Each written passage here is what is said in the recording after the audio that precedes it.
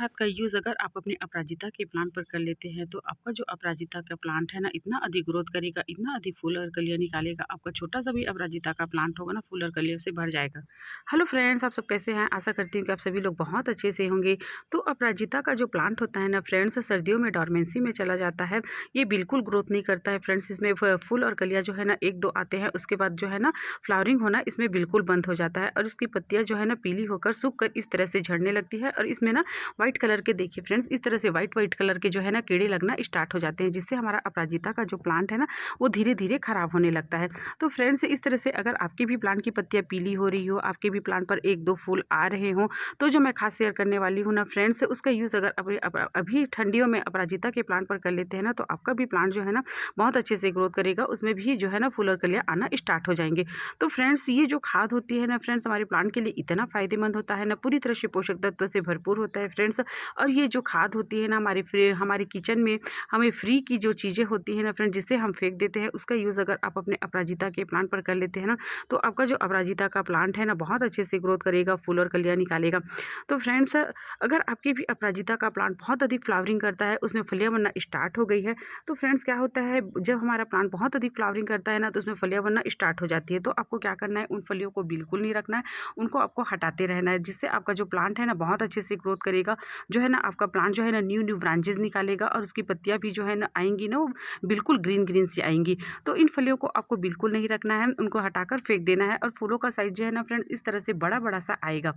अगर आप ठंडियों में ना अपराजिता के प्लांट पर ये जो काम है ना कर लेते हैं ना, तो आपका जो वो प्लांट है ना पूरी सर्दियाँ बहुत अच्छे से फ्लावरिंग करेगा। तो फ्रेंड्स, हमारा जो प्लांट होता है ना, देखिए इस तरह से एक ही मिट्टी में लगा रहता है और हम अपनी मिट्टी को रिचार्ज नहीं कर पाते हैं, जिससे हमारे प्लांट में ना जो है ना कलियों और फूलों का आना बिल्कुल कम हो जाता है। फूलों का साइज बिल्कुल छोटा हो जाएगा और उसमें 1-2 कलियाँ बनेंगी, उसके बाद जो है ना फूल आना बिल्कुल बंद हो जाएंगे। तो आपको क्या करना है, आपको ना अपने प्लांट की मिट्टी को रिचार्ज करना है। रिचार्ज आपको कैसे करना है, प्लांट की मिट्टी में से ना आधा मिट्टी हटा देना है, उसके बाद उसमें जो है ना खाद डालना है, जो मैं खाद बताने वाली हूँ ना फ्रेंड, उसको डाल देना है। इससे आपका जो प्लांट की मिट्टी है ना वो रिचार्ज हो जाएगा और आपके प्लांट का ग्रोथ बढ़ जाएगा और आपके प्लांट में फूल और कलियाँ आना स्टार्ट हो जाएंगे। मिट्टी की गुड़ाई करना भी बहुत ज़्यादा जरूरी है। मिट्टी की गुड़ाई करने से क्या होता है, प्लांट की जड़ों को अच्छे से ऑक्सीजन मिलता है। प्लांट में जो कीड़े मकोड़े फंगस वगैरह होते हैं मिट्टी पे होते हैं, वो जो है ना धीरे धीरे खत्म हो जाते हैं। तो आपको ना महीने में 1 बार तो अपने प्लांट की मिट्टी की गुड़ाई जरूर करना है। अपराजिता के प्लांट को ना आपको ना दिन भर के धूप में रखना है। इसको ना कम से कम 4 से ना 3 घंटे की धूप आपको ज़रूर देना है फ्रेंड्स। सुबह अगर आपके यहाँ धूप नहीं आ रही है तो कम से कम इसको 2 घंटे की धूप तो चाहिए ही चाहिए। अगर आपके प्लांट पर धूप बिल्कुल नहीं पड़ रही है ना, तो जो है ना फूलों का साइज़ भी बिल्कुल छोटा-छोटा हो जाएगा और इसमें ग्रोथ बिल्कुल बंद हो जाएगा और इसमें कलियाँ आना भी बहुत ही कम हो जाएँगे। तो ये जो आप खाद देख रहे हैं ना बिल्कुल ऑर्गेनिक है। इसका यूज़ अगर आप अपने अपराजिता के प्लांट पर करेंगे ना, तो आपका जो अपराजिता का प्लांट है ना इतना अधिक फ्लावरिंग करेगा फ्रेंड्स, आपका जो प्लांट है ना फूलों और कलियों से भर जाएगा। तो फ्रेंड्स, ये जो खाद है ना, पहला खाद आप देख सकते हैं, ये है जो है ना फ्रेंड्स गोबर का खाद है। और जो गोबर का खाद होता है ना हमारे प्लांट के लिए इतना फ़ायदेमंद होता है ना फ्रेंड्स। गोबर के खाद के तो इतने सारे फ़ायदे हैं, इसमें इतने सारे पोषक तत्व होते हैं। अगर आप इस खाद का यूज़ कर लेते हैं ना अपने प्लांट पर, तो आपको दूसरा खाद डालने की बिल्कुल ज़रूरत नहीं पड़ेगी। ये पूरी तरह से nitrogen, potassium, phosphorus, iron, zinc सभी प्रकार के पोषक तत्व होते हैं इसमें। इसका यूज़ ना आपको महीने में 2 बार तो ज़रूर अपने प्लांट पर करना चाहिए। तो ये जो आप देख रहे हैं ये है ना नीम की खली है, और नीम का जो खली है ना वो आपको मार्केट में बहुत ही आसानी से मिल जाएगा। अगर आपके पास नीम की खली नहीं है ना, तो आप जो है ना हल्दी के पाउडर का भी यूज़ कर सकते हैं। तो फ्रेंड्स, जो नीम की खली होती है ना पूरी तरह से पोषक तत्व से भरपूर होता है। पूरी तरह से इसमें इतने सारे पोषक तत्व होते हैं ना, कीड़े मकोड़े फंगस को दूर करने में, हमारे प्लांट की जड़ों को स्ट्रांग बनाने में बहुत अधिक सहायता करता है। इसका यूज़ ना आपको अपने प्लांट पर महीने में 2 बार तो ज़रूर करना चाहिए। इससे आपके प्लांट पर कीड़े मकोड़े।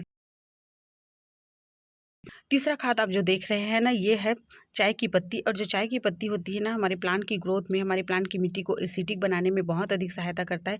एसिडिक मिट्टी होने से ही हमारा प्लांट जो है ना बहुत अच्छे से ग्रोथ करता है फ्रेंड्स। और जितने भी फूल वाले पौधे होते हैं ना उसको एसिडिक मिट्टी बहुत ज़्यादा पसंद होती है।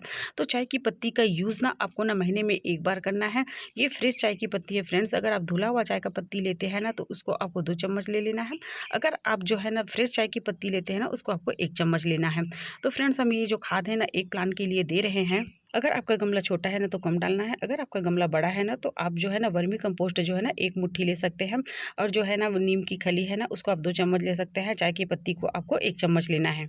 तो फ्रेंड्स, अगर आप अपनी प्लांट की मिट्टी को रिचार्ज करना चाहते हैं ना, तो आधा जो है ना मिट्टी को निकाल लेना है गमले से। उसके बाद इसमें वर्मी कंपोस्ट और जो है ना चाय की पत्ती और जो है कंपोस्ट, गोबर का कंपोस्ट मिलाकर उसे अच्छे से मिला लेना है। उसके बाद ना उसको मिट्टी में मिला लेना है। उसके बाद ना आपको अपने प्लांट की मिट्टी में डाल देना है।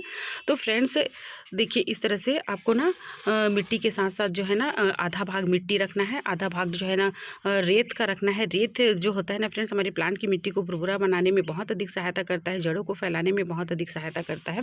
और जो है ना कंपोस्ट रखना है। तीनों चीज़ों को ना अच्छे से मिलाकर जो है ना आप अपनी प्लांट की मिट्टी को रिचार्ज कर सकते हैं। तो देखिए, इस तरह से आपकी प्लांट की मिट्टी बिल्कुल भुरभुरा होना चाहिए फ्रेंड्स। और रेत डालने से क्या होता है, देखिए इस तरह से आपकी प्लांट की मिट्टी जो है ना भुरभुरी रहेगी।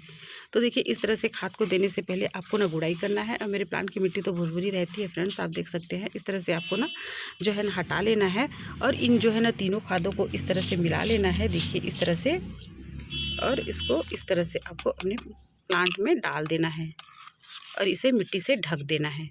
तो इस खाद का यूज़ अगर आप अपने प्लांट पर करते रहेंगे ना, तो आपका जो प्लांट है ना बहुत अच्छे से ग्रोथ करेगा, बहुत अधिक फूल और कलियाँ निकालेगा। तो फ्रेंड्स देखिए, ये केले के छिलके का फर्टिलाइज़र है फ्रेंड्स। आप केले के छिलके को फेंक देते हैं, लेकिन केले के छिलके को आपको फेंकना नहीं है। इस तरह से पानी में 1 दिन तक डुबा कर रख देना है और इसका यूज़ ना आपको छान लेना है। उसके बाद इसमें नॉर्मल पानी मिलाना है। नॉर्मल पानी मिलाने के बाद ना आपको ना इसको अपने अपराजिता के प्लांट को दे देना है। ये भी पूरी तरह से पोटेशियम से भरपूर होता है फ्रेंड्स। जो केले के छिलका होता है, इसमें आयरन, पोटेशियम बहुत अधिक मात्रा में होता है। जो फूल वाले पौधे होते हैं ना फ्रेंड्स, उसको पोटेशियम की बहुत ज़्यादा ज़रूरत होती है।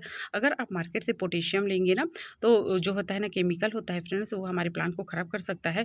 लेकिन इस तरह के जो छिलके होते हैं हमारे घरों में उपलब्ध होते हैं फ्रेंड्स, केले के छिलके जिसे हम फेंक देते हैं खाने के बाद।